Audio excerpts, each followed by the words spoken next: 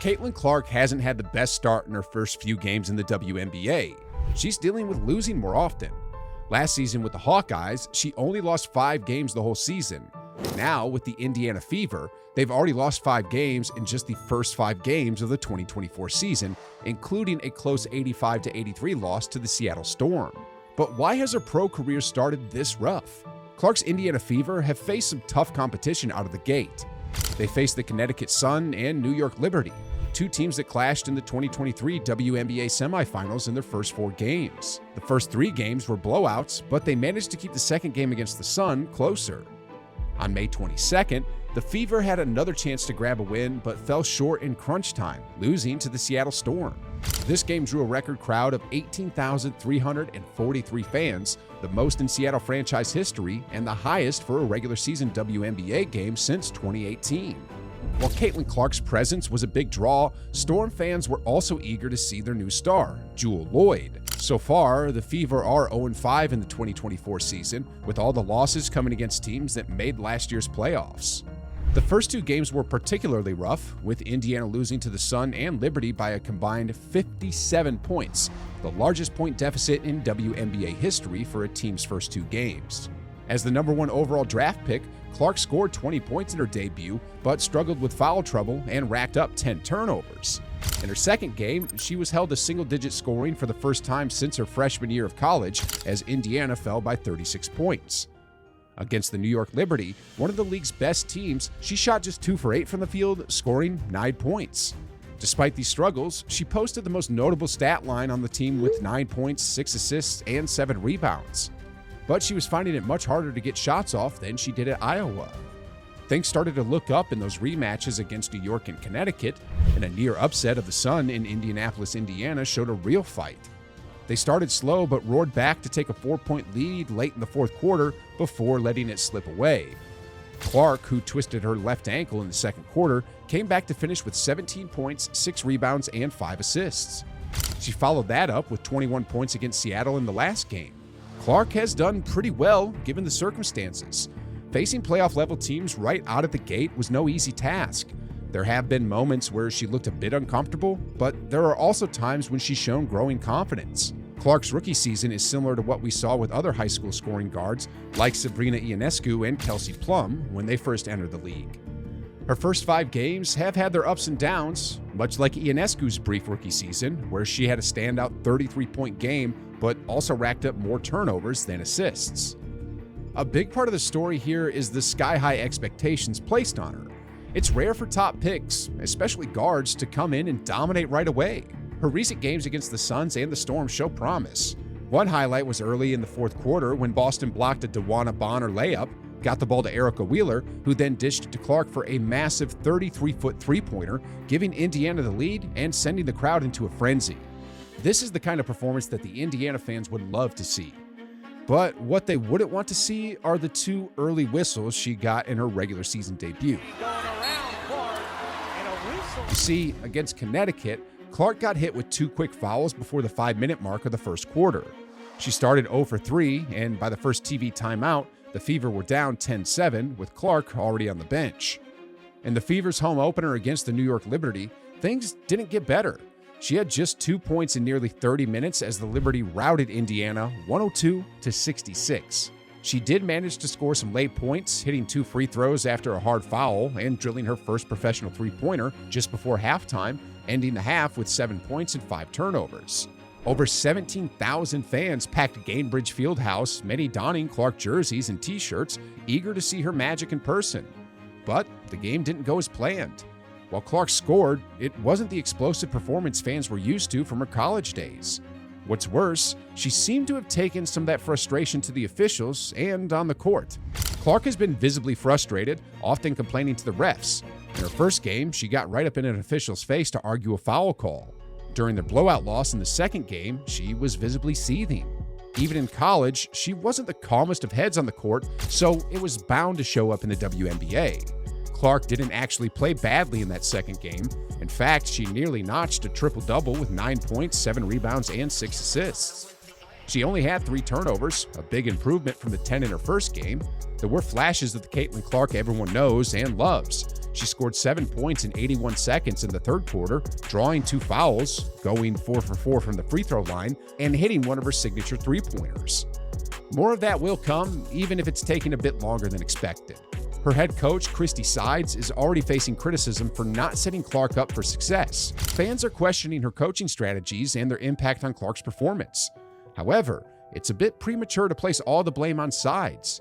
The roster around Clark, including Katie Lou Samuelson and Aaliyah Boston, isn't particularly strong. WNBA defenses are relentless, double and triple teaming Clark in the paint and pressuring her all over the court.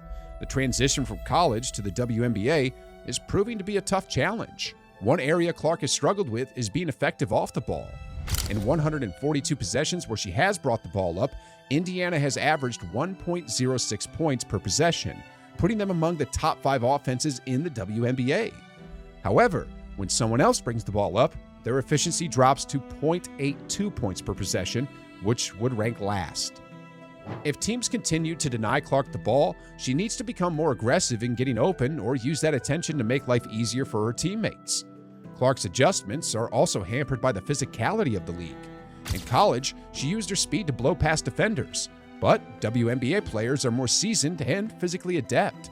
Caitlin Clark doesn't have any physical advantages. She's not going to be quicker or stronger than the people she's playing against, so the adjustment period for her is probably going to take even longer.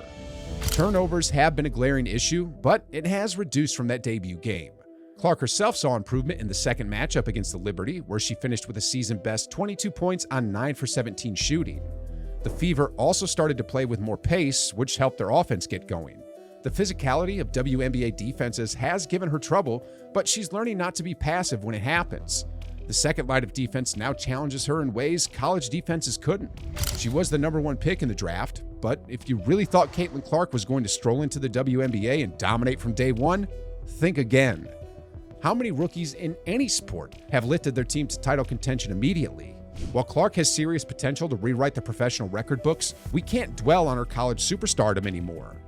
The key reality to understand is that the WNBA is full of seasoned veterans. They've seen every move and defended most of them firsthand. They respect Clark's game, but they aren't moved by her. Everyone loves to talk stats when it comes to Clark, and why not? She scored 3,591 points in college, more than any other player in history. She also had 1,144 assists and 990 rebounds. She was a 2-time National Player of the Year, but in the WNBA, that's not unique.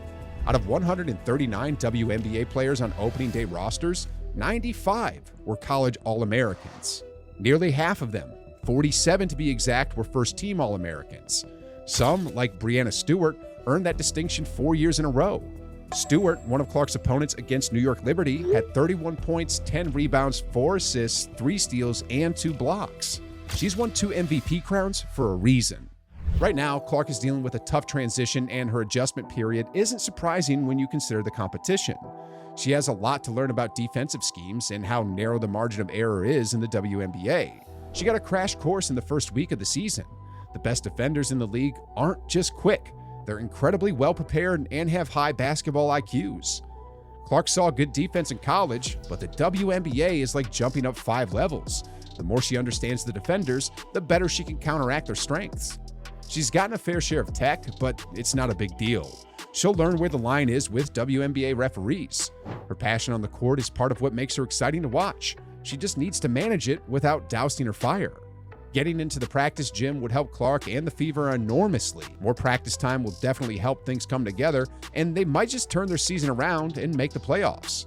There are plenty of NBA players who started off rough but turned things around. Steph Curry, for example, faced turnover issues and struggled with his shot consistency before becoming one of the greatest shooters in history. Clark's early struggles could be the same stepping stones to an outstanding career. Now, about the Fever being a playoff team by season's end, the way they battled the Sun that second time made everyone more optimistic. Indiana started slow but came back to take a 4-point lead late in the fourth quarter before ultimately losing 88-84. Clark finished with 17 points and 5 assists in that game. In that game against the Storm, she had her best showing yet, scoring 21 points, grabbing 7 rebounds, and dishing out 7 assists. The Indiana Fever won the time she was on the court, going for +7 in 33 minutes. The Fever might not have notched a win yet, but they're getting closer. The Fever haven't made the postseason since 2016, and any improvement this year would be progress. If Indiana continues to grow and Clark finds her groove, who knows? In the meantime, Clark needs to manage her frustrations and keep learning. She's seen good defense in college, but the WNBA is on another level. Her first week in the WNBA wasn't a walk in the park. She was dealing with some tough defenders, like Benijah Laney Hamilton, who's been in the league for a decade. But here's the thing. In the WNBA, everyone knows when a top pick steps onto the court. Defenses tighten up, scouting reports get dissected, and every move gets scrutinized. It's all part of the game. Now, if you're new to the WNBA scene, don't worry, it's not just about Clark. There's a whole roster of players worth watching, and with more attention on the league, fans will see that there's plenty of talent to go around. We got over 30 more regular season games to see how she grows and builds on this start. If history tells us anything, she's got a bright future ahead. Weigh in here. After watching her play so far, what adjustments does Caitlin Clark need to make? Is it just a matter of time before she replicates the success she had in college? Or will this be a serious wake-up call on the next level?